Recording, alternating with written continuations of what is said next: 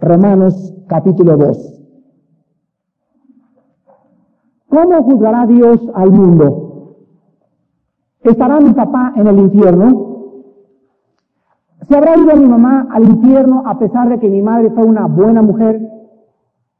¿Y qué de aquellos que nunca escucharon el Evangelio? ¿Cómo juzgará Dios a los budistas? ¿Cómo juzgará Dios a los paganos? ¿Cómo pueden los cristianos decir, nadie va al Padre si no es por mí, cuando hay muchas personas que nunca han oído de Cristo y sin embargo la Biblia nos dice la forma como Dios las va a juzgar? Todas estas preguntas las vamos a contestar en esta hora, porque el capítulo 2 de Romanos nos dice los diferentes juicios en que Dios va a manifestar su poder y su justicia sobre todos los seres humanos. Hasta este momento hemos visto tres maneras en que Dios va a juzgar. La última vez vimos en el versículo del 6 al 10 que va a ser también conforme a las obras. Ahora vimos en el último estudio 4 promesas para el cristiano. Vimos en primer lugar en el versículo 7 y en el versículo 10 que en primer lugar el cristiano tendrá vida eterna. En segundo lugar, gloria. En tercer lugar, honra. Y en cuarto lugar, que fue donde nos quedamos, el cristiano va a tener paz. Dice así el versículo 10. Pero gloria y honra y paz a todo el que ¿qué? Fíjense ustedes que no dice al que cree. ¿Qué acaso las buenas obras no tienen lugar en la salvación? No. Pero las buenas obras sí tienen lugar como una, ¿qué cosa? Evidencia de que nosotros somos salvos. Entonces es muy importante que entendamos que cuando venimos a Dios y a la salvación de Cristo, Él nos regala la salvación sin habernos portado bien. Dios no te dice primero pórtate bien y después vienes a la cruz del Calvario. Venimos así como estamos, de sucios, así de asesinos, de ladrones, de mentirosos, de autosuficientes, para que Él nos llene y nos dé su salvación. Pero una vez que nosotros recibimos la salvación, de ahí en adelante las recompensas del cristiano dependerán de ¿qué cosa?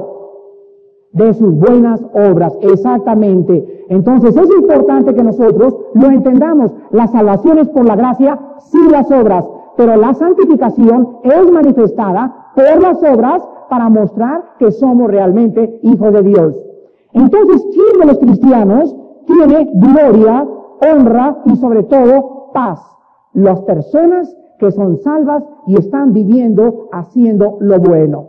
Ahora, ¿quiénes son aquellos que hacen lo bueno? ¿Cuáles son los 10 mandamientos? Amarás a Dios, santificarás las fiestas, no tendrás ídolos, no matarás, no hurtarás, etcétera, etcétera. Pero, ¿acaso habrá alguien aquí en esta mañana que cumpla los 10 mandamientos? ¿Habrá alguien aquí en este momento que pueda decir, yo soy perfecto? Entonces, ¿cómo es posible que la Biblia nos diga que al mismo tiempo que nadie ha cumplido los 10 mandamientos, se nos exija una norma tan alta como ser perfectos como Dios es perfecto? ¿Cómo es posible que yo no pueda cumplir los mandamientos y Dios me diga, sin santidad nadie verá a Dios? Ahora, vamos a resolver este problema en nuestra teología en esta mañana, manifestándoles a ustedes lo siguiente. Cuando vino Jesucristo al mundo, encontró que los fariseos, pues decían que amaban a Dios porque iban a la iglesia. Decían que amaban a Dios porque diezmaban. Decían que amaban a Dios porque tenían la foto de Santa Cleta ahí en el baño en su casa. Decían que amaban a Dios porque hacían obras. Pero sin embargo, ellos manifestaban exteriormente el amor de Dios, pero interiormente no habían sido cambiados. Entonces, sí es posible que haya personas que se porten bien exteriormente y que interiormente estén podridos. ¿Están de acuerdo? Sí es posible.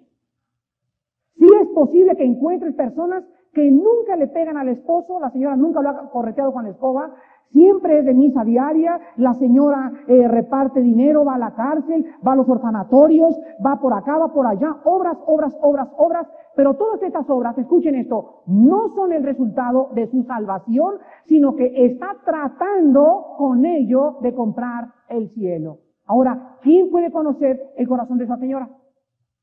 Solamente Dios. ¿Se dan cuenta? Por eso en Romanos 12 nos explica que Él conoce el corazón y que Él va a decir quién se portó bien. Escuchen esto, quién se portó bien por la motivación correcta. Entonces nosotros es muy difícil juzgar porque yo puedo ver a muchos hermanos que están trabajando en la obra de Dios, pero la pregunta es la siguiente: ¿qué los impulsa a hacer lo que están haciendo? ¿Por qué van a la cárcel? ¿Lo hacen por amor de Cristo o porque el domingo todos sepan, fíjense, fui a la cárcel, ¿ven? Yo fui a la cárcel el sábado?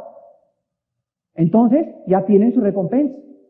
Otros hermanos, ¿por qué sacan y dicen, bueno, vamos a dar a la obra y le hacen así el billete de a verde? Los verdes, miren los verdes. En verdad les digo que ya tuvo su recompensa. Y cuando ayunáis, ¿por qué llegáis a la iglesia? Pobre hermano, ¿qué te pasa? Tengo 15 días en ayuno. En verdad les digo que ya tuvo su recompensa. Dense cuenta ustedes que todo lo que hagamos por Dios no lo puede ver nuestra mano izquierda. Todo tiene que ser en secreto para que recibamos la recompensa que dice Romanos 2. Gloria, honra y paz a los que hacen lo bueno con los motivos correctos. Ahora muy bien, entonces si los mandamientos que Dios nos ha dado son bastante duros y son muy difíciles de poder cumplir, entonces ¿cómo es posible que cuando Jesucristo haya venido al mundo les haya dicho a los fariseos, miren, todos ustedes han tratado de cumplir la ley, pero quiero decirles a ustedes, los 10 mandamientos se resumen en 2. Los 10 mandamientos: no matarás, no hurtarás, santificarás las fiestas, honrarás a tu padre, etcétera, etcétera, no besarás a la mujer de tu prójimo. Olvídense de estos 10 mandamientos, no es que sean malos, es que nadie los puede cumplir, pero voy a ponérselas más fácil. Señor, de veras, 2 nada más 2. Dos nomás. ¿Cuáles son? Número 1, amarás a Dios sobre todas las cosas, sobre mi trabajo, sobre mi familia, sobre mis intereses, sobre mis deseos, sobre mis hijos, sobre mi esposa, sobre mis posesiones. Dice, sobre todas las cosas. Mi prioridad es Dios. Y en segundo lugar, cuando yo busque mi prioridad en Dios, entonces, como la misma forma en que yo busco mi prioridad en Dios, yo tengo que manifestar no solamente mi amor a Dios verticalmente, sino que horizontalmente, de la misma forma que yo pongo a Dios sobre todas las cosas, mi prójimo está antes que yo. Y ahí es cuando yo estoy cumpliendo toda la ley. Porque mientras yo ame a Dios sobre todas las cosas, no es posible que sea acusado yo de idolatría. ¿Cómo? Si yo amo a Dios sobre todas las cosas, ¿quién me puede acusar de adulterio o de codiciar a otra mujer? Cuando yo comienzo a codiciar a otra mujer que no es mi esposa, ¿ustedes creen que yo amo a Dios sobre todas las cosas? Ya hay alguien que está usurpando el lugar de Dios en mi corazón. Entonces, si yo mantengo mis ojos en Dios y Él es mi prioridad en mi vida, no voy a poder caer en el pecado. Y cuando yo comienzo a vivir de esta manera, Dios dice, en estos 2 mandamientos se cumple toda la ley y todos los profetas. Ahora, si ustedes pueden darse cuenta de esto con mayor profundidad, podrán encontrar por qué hubo una persona que se acercó a Cristo y era un joven y le hincó la rodilla y le dijo, Señor, aquí estoy, voy a hacer todo lo que tú quieras. Y entonces Cristo se le queda mirando y le dice el joven, Señor, todo lo que tú quieras. Y Cristo se le queda mirando y le dice, Señor, no fumo, no soy marihuano, no voy a las discotecas, no hago esto, no hago aquello. Y le mencionó del 4º o 5º mandamiento en adelante. Todo el que estaba relacionado con ¿qué? Con las obras. Todo lo que estaba relacionado con las obras. Y entonces Cristo le dijo, sabiendo que este joven quería, por portarse bien, entrar al cielo. Y Cristo le dijo, ¿sabes qué? Te falta algo. ¿Qué cosa? Tu dinero. Mi dinero, sí, tu dinero. Pero Señor, tu dinero. Pero tu dinero. Y en ese momento el joven se volteó y se retiró con la cabeza triste y se alejó de Jesucristo. ¿Qué fue lo que sucedió con este problema? Sucedió lo siguiente, que aquí vemos en esta historia de Jesucristo que hay muchas personas que realmente quieren seguir a Cristo, aman a Dios, pero cuando se trata de que Dios les toca el punto más débil, la llaga, lo que más aman, pueden ser tus hijos, puede ser tu esposa, puede ser tu trabajo, no están dispuestos a ese sacrificio, no pueden seguir a Cristo. Ahora, ¿ustedes creen que realmente tenemos que dejar el dinero para seguir a Cristo? Ayer fui a una convención de jóvenes ahí en el Instituto Acopilco del Instituto Teológico Bíblico de Acopilco, y se juntaron como 7 estados, una convención de jóvenes muy preciosa, y me dio risa porque al llegar ahí me encontré un hermano y me estaba diciendo, ay hermano, usted sabe, aquí hay hermanos que tienen coche del año. Y dije, hermano, ¿y es pecado tener coche del año? ¿Es pecado tener dinero? ¿Es pecado vestirse bien? ¿Cómo está usted juzgando la espiritualidad? Porque hay un hermano pastor. Y dije, hermano, si usted juzga lo espiritual de una persona por las apariencias externas, usted está equivocado. Usted no puede juzgar a nadie por el coche, ni por la casa, ni por su vestido, ni por si viene a la iglesia o no viene a la iglesia, porque son cosas externas. La única forma de juzgar a alguien espiritualmente es en su amor a Dios sobre todas las cosas. Ahora, si el hermano tiene un coche del año y al mismo tiempo está dando 2 millones a la obra mensuales, no hay ningún problema en que él tenga un coche del año. Pero hay muchas personas que creen que para servir a Cristo necesitamos ser ascetas. Esto lo van a encontrar cuando estudien la carta a los Colosenses. En Colosenses había 4 corrientes filosóficas que comenzaron a introducirse a la iglesia y que dijeron, Cristo más la filosofía, Cristo más el legalismo, Cristo más el misticismo y Cristo más el ascetismo. El ascetismo es la persona que vende todo y se va a un monasterio. Ese es una asceta. Y no tienes tú que dejar el mundo, ni tu ropa, ni tu coche, ni tu dinero para servir a Cristo. Esto no se encuentra en la Biblia. El místico es la persona que quiere encontrar a Dios a través de experiencias subjetivas, a través de alguna sacudida, a través de alguna cosa de levitación, a través del ocultismo. Estos son los místicos. Entonces, dice la Biblia en Colosenses, vosotros estáis completos en Él. No necesito más que su Espíritu, su palabra y su Hijo Jesucristo. ¿Tú tienes a Cristo? ¿Tienes a su Espíritu? ¿Y tienes su palabra? No necesitas más. Es que necesitas otro bautismo en el Espíritu, una segunda cosa de gracia. ¿En dónde está eso en la Biblia? En el momento que el Espíritu Santo cayó en Pentecostés, en ese momento se cumplía la promesa de Joel, capítulo 2. Derramaré mi Espíritu sobre toda carne. No dice sobre algunos, sobre todos. Era la iniciación de la iglesia. ¿Cuándo es el bautismo en el Espíritu Santo? En el momento que recibimos a Cristo en mi conversión. Después no necesito nada absolutamente, más que yo consagrarme. Es todo.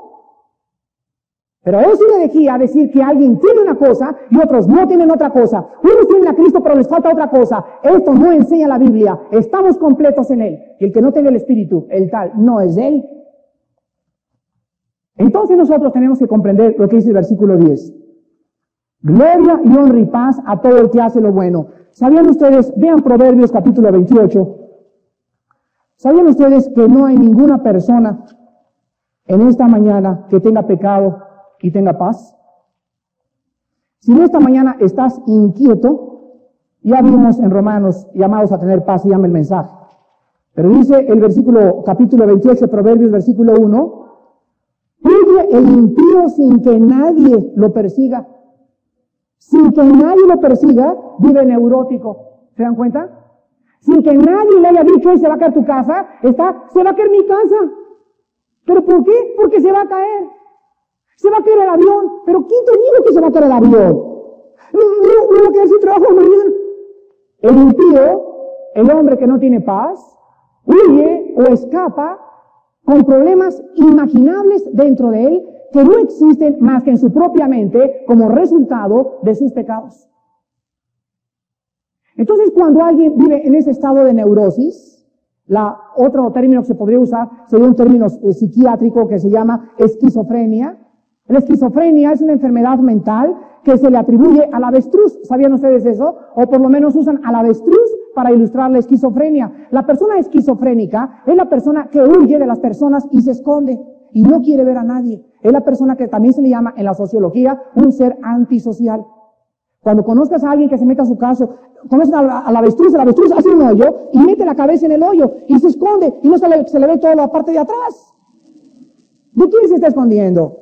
Entonces, cuando un cristiano o supuestamente cristiano comienza a recluirse y no quiere ver a nadie y no quiere ver esto y no quiere tener amigos, y es un problema tremendo, déjenme decirles, Y ustedes conozcan a alguien con estas características, esa persona necesita ayuda. Esto es lo que se llama huye el impío sin que nadie lo persiga, mas el justo está confiado como un león. Vemos que la cuarta cosa que Dios nos promete a los que comienzan a amarle con todo su corazón y amar al prójimo es una paz que el mundo no tiene. Si tú en esta mañana eres como una muchacha que me dijo en Estados Unidos hace 2 años, Armando, comencé a darme cuenta que el cristianismo no había diversión y comencé entonces a escaparme donde había diversión. Y yo le contesté, si alguien en la iglesia de Cristo no está realmente teniendo y disfrutando la paz y la diversión con Jesucristo, algo está mal en tu vida. Porque si alguien quiere que tú te diviertas, es Jesucristo. No hay tal cosa como un cristianismo así con la cara de monkey, con la cosa así, y caminar así, y ay, hermanito, ¿cómo estás, hermanito? Y bueno, hermanito, y puro hermanita, ay, no hagas esto, hermanito, y no hagas el otro, hermanito. Esto no es el cristianismo es gozo, paz en el Espíritu Santo, es regocijarse, estar contentos, estar alegres, estar optimistas, esto es el cristianismo.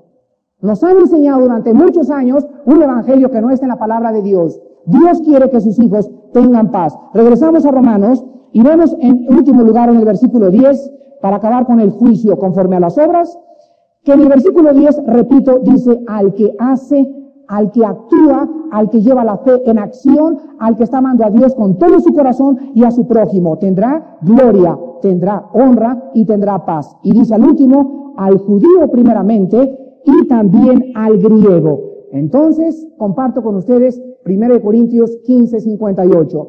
No dejéis de hacer el bien, y en Gálatas 6 también, porque a su tiempo cegaremos si insistimos en el bien. Y sabiendo que vuestro trabajo en el Señor no es en vano. Hermanos, trabajen con Vida Nueva, trabajen con la iglesia a la que pertenecen, trabajen, hagan obras, hagan acciones. No te conformes con venir el sábado, con ir a un estudio, trabaja para Cristo. Levántate tú que duermes de tu asiento. Emplíate con Vida Nueva para mujeres. ¿Qué quieren que haga? ¿Quieren que les haga pozole el próximo seminario? ¿Quieren que esté en la mesa sentada para los institutos? ¿Los puedo hacer yo? Que tu disposición sea de servicio. Actúa, no te adormezcas, no te limites solamente a tu trabajo y a tu escuela. Haz algo por la obra de Dios. Se necesita trabajar. Y la Biblia nos enseña que las obras necesitan manifestarse para mostrar nuestra fe. Vamos a la cuarta parte. Como Dios va a juzgar, que será, pero antes, en el versículo 8 y 9, en el mismo juicio, vemos 3 juicios para el incrédulo, en el versículo 8 y 9. 3 juicios para los incrédulos, en los versículos 8 y 9. Dice así, pero ira y enojo a los que son contenciosos y no obedecen a la verdad, sino que obedecen a la injusticia. Tribulación y angustia sobre todo ser humano, otra vez fíjense lo que dice, que hace lo malo. O sea, aquí en la vida ya hay un juicio de Dios sobre los impíos. Vamos a analizarlo ahorita y dice así, al judío, o sea, no importa que sea religioso, y también al griego. 3 juicios para el incrédulo. Número 1, ira y enojo. La palabra ira aquí es la palabra orge. Ya lo vimos con bastante amplitud. Significa el enojo santo de Dios contra el pecado. Ahora, ¿sobre quiénes está la ira de Dios? ¿Sobre quiénes está el enojo de Dios? Dice el versículo 8, sobre los contenciosos. La palabra contencioso es la palabra que se usó en el griego eris, con E, y significa lo siguiente: las personas que pelean o contienden constantemente contra la verdad revelada en la Biblia. Son las personas que, por ejemplo, fui a la universidad aquí cerca del Valle de México hace como 4 o 5 meses, y miren, me senté en la universidad y estaba el director de la universidad, estaban todos los profesores a mi lado, estaban los estudiantes, etcétera, etcétera, y les hablé sobre la creación o la evolución. Muy bien. Les demostré que la evolución es anticientífica físicamente, genéticamente, biológicamente, arqueológicamente, paleontológicamente y genéticamente. Y después de darles estas evidencias, les presenté las pruebas históricas, geográficas, etimológicas y lingüísticas de la palabra de Dios. Y aun cuando ellos veían las evidencias, no de fe, no de algo que no podían tocar ni percibir, sino algo que su razón les daba testimonio, después de eso se levantaron todos y me aplaudieron. Pero en cuanto yo dejé la universidad, el director tomó el micrófono y dijo: el señor Alducin vino a destruir la evolución que ha sido creída por nuestros antepasados. En lugar de haber dejado una semilla de bendición, ha dejado una semilla de maldición. Que yo había ido a destruir, háganme el favor. Ellos son los que están destruyendo a la gente diciéndoles que venimos del chango. Pero sus hijos se portan como changos y no es destrucción. Pero se dan cuenta, era un hombre deshonesto. Era un hombre que se califica contencioso, que está peleando, está contendiendo contra los argumentos de la verdad. Si él fuera honesto, hubiera dicho: vamos a considerar esto, hay alguna objeción, hay algo que el señor dijo mal, hay algo que se equivocó, hay algo que pueda levantarme y decirle: usted es un mentiroso. No lo hubo. Un solo estudiante, un solo maestro, no podían contradecirnos. ¿Cómo pueden contradecir a la ciencia? Les estaba peleando con sus propias armas. Contenciosos. Dice la Biblia, en primer lugar, en este versículo que leímos, que sobre ellos es la ira y el enojo de Dios. Ahora, déjenme decirles a ustedes lo siguiente. Decía Pablo que este muchacho David en cada estudio de Romanos no nos deja hablar. Todos los miércoles. Por cierto, están invitados. Y aquí estamos ya en la iglesia. Los miércoles a las 6:30, para puros varones, estamos estudiando el libro de Romanos, versículo por versículo. Ya vamos en capítulo 9. Cualquier varón que quiera venir de cualquier edad, a las 6:30, aquí en la iglesia, todos los miércoles de 6:30 a 7:30. Muy bien. Ahora estamos estudiando la soberanía de Dios. Y cuando llegamos al capítulo 9 de Romanos, encontramos lo siguiente. Cuando el hombre se da cuenta que Dios es más grande que él, fíjense ustedes mi pensamiento. Dios es millones de billones de billones de billones de billones más grande que mi pensamiento. ¿Estamos de acuerdo? Muy bien. Mi pensamiento es infinitamente pequeño, correcto. Yo voy caminando en la vida. Y en mi limitación de mi pensamiento, hay problemas que yo percibo a mi alrededor, en el mundo físico que a mí me rodea, que me impiden creer que hay un ser superior. Conclusión equivocada. Cuando tú caminas en la vida, y entonces tú dices: no puede haber Dios porque hay guerras, y hay niños en Biafra, y hay tristeza, y hay hambre, y hay niños fenómenos, no puedes tú negar, escúchame por favor muy bien, tú no puedes negar que por eso no haya la existencia de un ser superior. Lo que sí puedes negar es que ese ser superior sea justo. Eso sí te lo acepto. Bueno, si hay Dios, tiene que ser injusto, correcto, pero reconoce la superioridad de una mente. Está bien. Bueno, en cuanto una persona reconoce que si hay Dios, y en dónde está ese Dios, y en mi mente no lo comprendo por qué permitió el mal y por qué permitió todas esas cosas, en ese momento dice Dios: miren, entiendan que ustedes son hombres y no dioses. Entonces, Padre, quiero ser honesto contigo, Señor, no te entiendo. Muy bien, has dado el primer paso para poder caminar conmigo. Tu reconocimiento que mis pensamientos no son tus pensamientos. ¿Correcto, Señor? Estoy de acuerdo. Paso número 1. Paso número 2. ¿Estás de acuerdo que si tú tienes que aprender, yo te enseño? ¿Estamos de acuerdo? O Maharashi Kukuchi. ¿Él te va a enseñar? ¿Sí? Bueno, pues váyanse con Maharashi entonces. Pero cuando yo entiendo que Jesucristo viene a revelar al Padre y yo agarro la mano de Él, entonces yo entiendo que puedo comenzar a caminar con Dios, pero la revelación de la palabra de Dios es mi base y mi argumento para poder tener una relación con Jesucristo. En cuanto yo comprendo eso, entonces yo puedo comenzar a dar el segundo paso, que es el paso de la humillación. La soberbia, en contraposición, dice: no, los hombres me pueden enseñar. Miren ustedes, el problema de la contención es ese. La contención es el pelear contra aquello que es la verdad en cualquier base filosófico, metafísico o religioso. Pero en cuanto tú conoces este problema y tú sigues peleando contra esa persona, tú te vuelves una persona contenciosa. Entonces los contenciosos son, en primer lugar, ¿quiénes? Los que no han creído en Jesucristo como el único Mesías, como el único avatar, como el único Salvador. El contencioso es la persona que cree que por otro filósofo, o por otro gurú, o por otro medio va a encontrar la verdad. Esto es ignorancia. Y en tercer lugar, el contencioso es la persona que, conociendo los argumentos, decide en su corazón, a pesar de todo, no seguir creyendo en aquello que le han presentado. Esto se llama falta de deshonestidad. Veamos en segundo lugar que el segundo castigo de Dios es la tribulación. Aquí se usa la palabra tilipsis en el original griego y significa opresión, aflicción, opresión. La gente que vive en una filosofía incorrecta, vive oprimida, vive opresivamente y viven con problemas mentales tremendos. Hace poco tuvimos un caso, ahora que prediqué sobre la falsedad de las filosofías orientales, cuando prediqué sobre la falsedad de los gurús, cómo son estas personas tan mentirosas y cómo son guiadas por los demonios y los poderes del mal para desviar a la gente de la verdad y robarle a Cristo su deidad y su manifestación. Después de todo esto, vino una persona que es uno de los más altos yogis aquí en México a visitarme en el estudio el lunes a decirme, ayúdanos que mi matrimonio se está deshaciendo. Entonces le dije, ¿tu meditación no te ha servido para que ames más a tu esposa? Me dijo, no, tengo un amante. ¿Tu meditación no te ha servido para reestructurar tu matrimonio? ¿Tu meditación te ha ayudado para enseñarles a tus hijos principios más sólidos? Era una persona elevada en su filosofía, pero moralmente se estaba destruyendo. Era una persona, ¿qué cosa? Oprimida. Tribulación significa presión mental sobre aquellos que quieren contender contra la verdad. Entonces encontramos que estas personas se convierten en personas privadas, vean Isaías capítulo 48, privadas de la paz del Señor. Isaías capítulo 48, versículo 22. Y dice así, no hay paz para los malos, dijo Jehová. Ahora muy bien, hay personas que me pueden decir, como me dijo una persona que estudiaba Hare Krishna en la Universidad Hispanoamericana, hablé sobre la paz de Cristo y vino la muchacha y me dijo, Armando, yo tengo paz. Y entonces yo le contesté y le dije, si ahorita viene un marihuano y le pregunto, ¿tienes paz? El marihuano me dice, sí es cierto, yo tengo paz.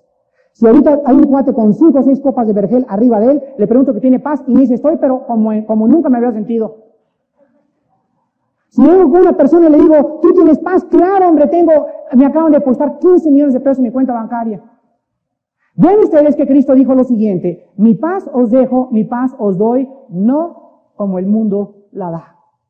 ¿Qué significa esto? Que hay una paz falsa en el mundo. Y esta paz se caracteriza por ser, en primer lugar, temporal. Es una paz que mientras hay dinero tienes paz. Mientras estás en meditación tienes paz. Mientras no tiembla tienes paz. Mientras todo va bien tienes paz. Pero la paz de Cristo se manifiesta cuando todo va mal. ¿Lo escucharon? La paz de Cristo se manifiesta cuando la situación va en contra de lo que tú estás esperando. Ahí demuestras que crees en Él. Porque si me dices que tienes paz simplemente porque todas las cosas van bien, pues entonces es la paz del mundo. Pero la paz de Cristo sobrepasa. Va más arriba del entendimiento y se manifiesta cuando venimos en Filipenses 4:6 y ponemos en el trono de la gracia mis cargas, mis aflicciones, mis congojas, mis angustias, las dejo en la cruz y la paz de Dios que sobrepasa todo entendimiento guardará mis pensamientos y mi corazón en Cristo Jesús. Entonces, la paz de Dios se manifiesta en las pruebas. Y en último lugar vemos que a las personas que son contenciosas, la Biblia les dice que viven en angustia. Aquí se usó la palabra griega stenochoria. Stenochoria. ¿Y saben lo que significa? Lugar angosto. Lugar angosto. ¿No se han sentido ustedes cuando están en un elevador que les entra algo que clínicamente se llaman fobias? Hay personas que no pueden estar, por ejemplo, en SAS, porque se puede morir. No pueden subirse a un avión porque el hecho de sentirse en ese avión, se sienten angustiadas, se sienten que el lugar es demasiado angosto para ellos, se sienten que el elevador es demasiado angosto, o tampoco pueden estar con mucha gente porque se sienten con una angustia tremenda que se quieren volver locas. ¿Conocen personas así? Yo conozco algunas. Escuchen lo siguiente, hermanos en Jesús. Esta palabra se podría traducir neurosis o esquizofrenia también en los medios clínicos del siglo XX. La angustia es el resultado, escuchen esto, la angustia es el resultado de un miedo o temor interno hacia el futuro o hacia las personas que me rodean. Oiga, entonces una persona que tiene fobias que se siente, vas a escudriñar y a rascar en su corazón y vas a encontrar que de chiquito lo dejó sola la mamá algún día en la cuna durante más de 8 horas y gritó el niño y en su mente subconsciente se registró ese temor ¿a qué? A la soledad. Vas a encontrar que fue de niño a los 4 años de edad, lo encerraron en un elevador y se apoderó de él una angustia que estuvo en la mente subconsciente hasta los 18 años de edad, y al llegar a los 20 años de edad se manifiesta la angustia, y se manifiesta en qué? En un odio tremendo hacia personas o en una angustia de sentirse sola. Y entonces, si le toca al pobre esposo casarse con una mujer de este grado, te va a sacar canas. Porque tú la tienes que traer a la cruz de Jesucristo. ¿Saben que Cristo viene a tratar el problema? ¿De qué cosa? ¿De qué cosa, hermano? Del miedo. No tengan miedo.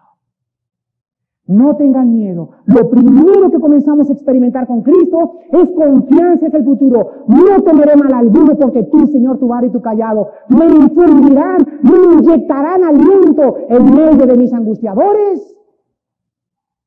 Ahora, si tú eres una persona con estas fobias, con estos miedos, con estas crisis, hacia las personas, eres antisociable, tienes muchas manifestaciones, es porque la ira de Dios está sobre tu vida o porque no has aprendido a echar tus ansiedades en medio de Jesucristo. Pero Cristo quiere que nosotros seamos gobernados por su paz.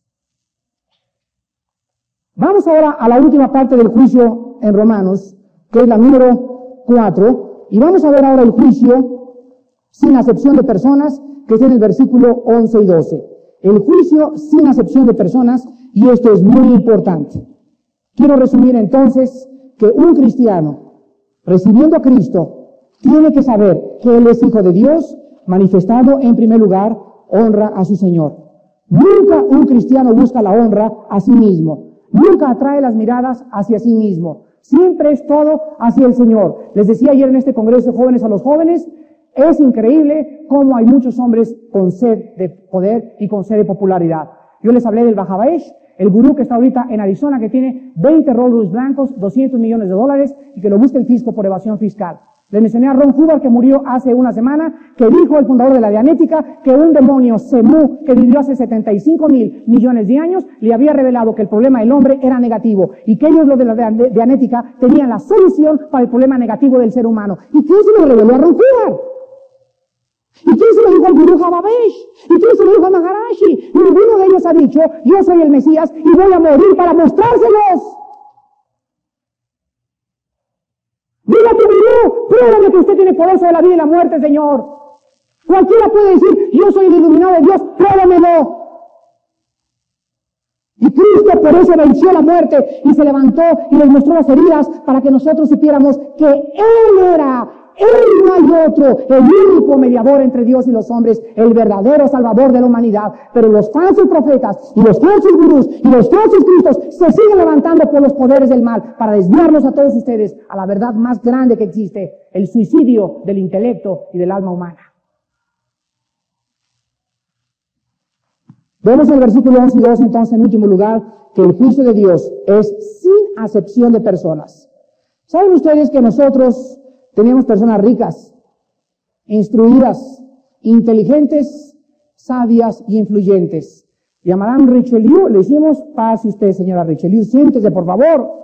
Ingeniero fulano de tal, por favor, pase usted y ocupe esta tribuna. Licenciado con tantos doctorados, etcétera, etcétera. Cualquier persona que tenga poder, influencias o dinero es alabado, respetado, venerado y honrado por nosotros, ¿no es verdad? Hay mamás que dicen a sus hijas, ¿y tu novicito, como le llames, tiene milloncitos? ¿Qué carro tiene, mijita? ¿Tiene cuenta en el banco? Siempre buscamos hacer acepción de personas, ¿no es verdad? Y aún siendo cristianos, ¿cuánto trabajo nos cuesta seguir aceptando a la gente no por lo que tiene? Muy bien. Para Dios es diferente. Dios es muy raro que escoja a estas personas, sino que viene Dios al mundo y Él escoge a los pobres, a los humildes, a los que no tienen recursos, para avergonzar a los ricos, a los que tienen, a los inteligentes, y lo hace con un propósito. Vean 1 Corintios capítulo 1. Acuérdense que mis pensamientos no son vuestros pensamientos. Él no piensa como nosotros. Nosotros creemos que los buenos se van al cielo y los malos al infierno. Para Dios no es así. Para Dios los malos se van al cielo y los buenos al infierno. Esto es, los que se creían, ¿verdad? Ya Mauricio Legorreta les dio un mensaje precioso acerca de los buenos y los malos. Ahora en 1 Corintios 1, del 26 al 29, dice así: miren, hermanos, vuestra vocación. No sois muchos sabios según la carne, ni muchos poderosos, ni muchos nobles. O sea, ¿cuántos Einsteins hay? ¿Cuántos Alejandros Flemings existen? ¿Conocen a 2 o 3 más? ¿Cuántos Churchills han existido? ¿Cuántos generales MacArthur ha habido? Ha sido 1 o 2 en cada generación, ¿no es verdad? ¿Cuántos Pascales, cuántos Aristóteles, cuántos Sócrates? 1 o 2 allá contados. No hay muchos sabios entre nosotros. En segundo lugar, no hay tampoco muchos poderosos. Imagínense que el mundo estuviera lleno de poderosos, ¿qué pasaría? O sea, tuviera puro Shah de Irán, tuviera puro Hitler. ¿Se imaginan a 50 Hitlers? ¿Se imaginan ustedes? Entonces, 1 a 1. Antes que el Mussolini, antes de Mussolini, José Stalin. Pero cada persona que tuvo su época fue 1, porque 2 o 3 hubieran arrasado con todos. Ni tampoco hay muchos nobles. ¿Tú desciendes de el duque de Windsor? ¿O tienes sangre totonaca? Entonces, la Biblia nos dice que hay en el mundo que nos rodea, la mayor parte del mundo que nos rodea son pobres. La mayor parte del mundo son iletrados. El analfabetismo es grandísimo. No hay muchas personas cultas a nuestro alrededor. La mayor parte de la gente no tiene recursos, ni poder, ni inteligencia, ni sabiduría. ¿Están de acuerdo? Ahora, ¿quién hizo toda la humanidad? Ahora, ¿por qué la hizo? ¿Por qué hizo así las cosas? Aquí está la respuesta. Versículo 27. Sino que lo necio del mundo escogió Dios, ¿para qué? Para avergonzar a los sabios. Y lo débil del mundo escogió Dios para avergonzar a lo fuerte. Y lo vil del mundo y lo menospreciado escogió Dios, y lo que no es, para deshacer lo que es, lo que es. Versículo 29. A fin de que nadie presuma o se jacte o sea arrogante delante de él. Entonces, escogió Dios a Cristo. Cristo es lo necio del mundo. Cristo es lo débil del mundo. Cristo fue menospreciado. Cristo sigue diciendo a la gente, Él no es mi gurú. Él no es más que uno de muchos, pero también hay otros más.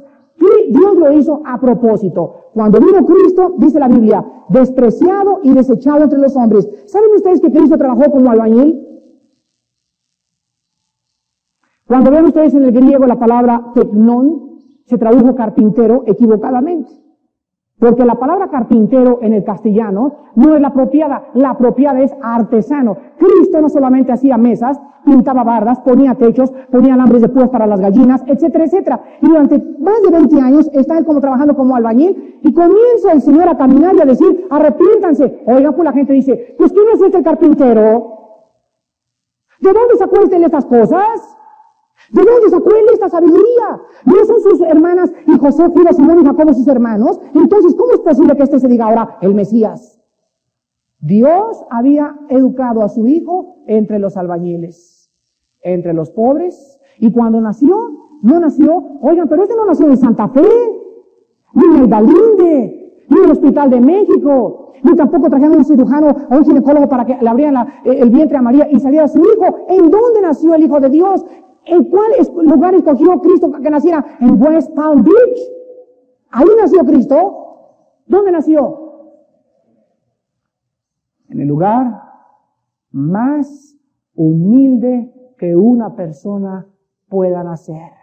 Y las visitas no le llevaron ni frutzi, ni le llevaron pañales secasolos, ni las visitas que se acercaron al pesebre eran el Shadirán, Fernando Marcos de Filipinas que anda escapando ahorita. ¿Quién visitó a Cristo? Los más pobres, los más incultos, lo menospreciado y lo vil del mundo. Y cuando el Señor comenzó a caminar en la tierra, ¿a quiénes llamó? ¿A quiénes llamó? El Lucero, gracias por el doctorado, me vas a servir tremendamente en la vida cristiana. Con tu doctorado vas a ganar muchas almas. ¿Hizo eso? ¿A quién escogió? Escuchen esto. A pescadores que no sabían ni leer ni escribir. Y cuando ellos comenzaron a predicar en Hechos, la gente se espantaba. Óiganlos, yo fui a West Point. Yo estuve en el seminario teológico de Dallas. Yo conozco hermenéutica, escatología y conozco todos los tratados de la teología. Y este hombre no ha ido jamás a la teología y se para en un púlpito y nos dice que nos arrepintamos. Pero reconocían que esos hombres habían estado con Jesús. Hermanos en Jesucristo, Dios no tiene acepción de personas. Ahora quiero que vean Santiago, capítulo 2, del 1 al 9. El por qué Dios nos manda a nosotros ser humildes. Santiago 2, del 1 al 9. Hermanos míos, que vuestra fe en nuestro glorioso Señor Jesucristo sea, ¿qué dice? Sin acepción de personas. Porque si en vuestra congregación, vamos a comenzar con la iglesia, entra un hombre con anillo de oro y con ropa espléndida, y también entra un pobre con vestido andrajoso, y miráis, fíjense lo que dice, fíjense en dónde está la acepción de personas. ¿En dónde está la acepción de personas? En la mirada. En la mirada. En la mirada. Y miráis con agrado al que trae la ropa espléndida y le decís, siéntate tú aquí en buen lugar, y decís al pobre, estate tú allí en pie, échese ahí, o siéntate bajo mi estrado. No hacéis distinciones entre vosotros mismos y venís a ser jueces con malos pensamientos. Hermanos míos amados, oíd. ¿No ha elegido Dios a quiénes? A los pobres de este mundo para que sean ricos en fe. Fíjense que es más fácil que se conviertan los pobres que los ricos. Ve a un pueblito, ve allá a Santo Domingo con la frontera con Oaxaca o con Guerrero, vete allá a la frontera donde hay leprosos y tiene una campaña evangelística y van a pasar humildes porque están llenos de qué cosa. Sienten que no tienen nada y que con Cristo lo tendrían todo. Pero párate y predícales a la familia Pompidou y llega a su casa y con sus manteles largos y con sus tenedores de oro y te van a decir, pues sí, mijito. Y mientras estás predicando le está haciendo así al anillo a la señora Pompilio. Y el otro está pensando en sus setes. Y sí, mañana te voy a escuchar. Hoy tengo que arreglar un negocio de 25 millones de pesos. El problema no es el dinero que tienen, porque hay ricos que Dios usa para su gloria. Su problema es su falta de sentido de necesidad de Dios. Ese es el problema. Entonces, cuando un rico se convierte, dijo Cristo, es casi igual que un camello pasa por el ojo de una aguja. Fíjense nada más. El problema no es el dinero, el problema es que tu dinero pueda causarte el problema. Miren, les voy a dar un ejemplo y quiero acabar con esto. Este miércoles regresamos a Reclusorio Sur y me estaba esperando alguien en primera fila, el ingeniero Díaz Serrano, y me abraza, me carga, y ¿qué es lo que pasó con esto? Dice, Armando, soy el hombre más feliz de la tierra, me dice. Soy inmensamente feliz con mi Cristo. Y en ese momento me le quedé mirando y dije, este hombre tiene 6 doctorados, billones de pesos, influencia, poder, dinero, y tuvo que venir al Reclusorio Sur a sentir la necesidad de Dios. ¿Cómo es posible que Dios haya tenido que mandar a esta persona ahí para convertirse? Yo les aseguro que si él siguiera afuera, seguiría teniendo poder, seguiría teniendo dinero, seguiría teniendo influencias, pero no tendría la bendición de Jehová. Entonces, ojalá que muchos de ustedes pierdan su trabajo. Ojalá que muchos de ustedes, la tragedia asalte tu casa, para que en medio de la crisis reconozcas que Dios es todopoderoso y que separados de Él nada podemos hacer. Cuando venga el juicio, no habrá delante de Él Díaz Serrano, ni Durazo, ni Pompidou, ni el Shadirán, ni el más humilde Totonaco. Dios no hace acepción de personas delante de Él. Todos absolutamente serán iguales, porque en ese momento Él será el Dios y nosotros seremos criaturas suyas. No te jactes, pues, de tener algo y no sentir tu necesidad de Dios. Oremos. Señor, en esta mañana te damos gracias por tu palabra. Quita de nuestro corazón el orgullo de ver a los pobres, a los incultos, a los que no tienen lo que tú nos diste a nosotros y a muchos de nosotros. Ellos no tuvieron absolutamente ninguna culpa para haber nacido de hijos de albañiles, para no haber ido a una escuela. Ellos no tuvieron la oportunidad de nosotros de nacer con piel blanca. Ellos no escogieron nacer negritos. Ellos no escogieron nacer retrasados mentales. Oh Padre Santo, gracias por mostrarnos que en tus ojos somos iguales. Gracias por mostrarnos que va a haber recompensas, pero no solo en la otra vida, sino también en esta vida. Gracias porque si te damos la honra, si buscamos tu gloria y tu prioridad, tendremos tu paz. Padre, y tu paz es lo único que necesitamos. Es suficiente tu paz, porque el que no tiene paz no tiene absolutamente nada, aunque lo tenga todo. Gracias porque es mejor no tener nada con tu bendición que tener mucho sin tu bendición. A muchos hermanos y a muchas personas que viven con mucho dinero, tú les das este dinero y conviertes su dinero en una maldición. Porque el dinero no es el símbolo de la bendición tuya. Porque ese dinero puede convertirse en la maldición más grande que esa persona pueda tener. Si es que esa persona dice como Nabucodonosor: mi poder, mi sudor, mi cultura, mi habilidad me dieron este dinero. No es verdad, amigo necio que me escuchas, porque Dios da el poder para hacer las riquezas. Él da la sabiduría, Él da la habilidad, todo lo que tenemos lo recibimos de Él. Esto debe hacerte vivir humillado y darle lo mucho que Dios te ha dado para la honra de su Hijo Jesucristo, para que los que no tienen tengan con aquellos que tienen, y para que los que tengan y les dan a los que no tienen puedan recibir más, a fin de seguir dando en esta misma proporción y medida al reino y a la gloria de Jesucristo, el Hijo de Dios. Padre, gracias porque nuestras obras tienen que mostrar, nuestras acciones, nuestro trabajo en ti, como diáconos en la iglesia, que queremos trabajar para ti, que nuestra prioridad eres tú, y que se acabe el tiempo donde ya no podremos trabajar. El día amanece y la noche pasará, cuando ya no podremos seguir durmiendo. Padre Santo, toca en esta mañana a personas que no te conocen, personas ignorantes, arrogantes, soberbias, en la ignorancia de su corazón, que creían, Señor, que por otro camino podían encontrarte. Pero tu Hijo Jesucristo dijo: yo soy el camino, yo soy la verdad, yo soy la vida. Nadie va al Padre si no es por mí. Si tú estabas en una filosofía en esta mañana, era porque buscabas la verdad. Yo no estuve antes de conocer a Cristo porque buscaba la verdad. Pero cuando me encontré con Cristo, ya no podía seguir en las filosofías de los hombres. Ya no podía seguir a líderes humanos. Ahora tenía que seguir a aquel que había dicho: te perdono porque no sabías lo que estabas haciendo.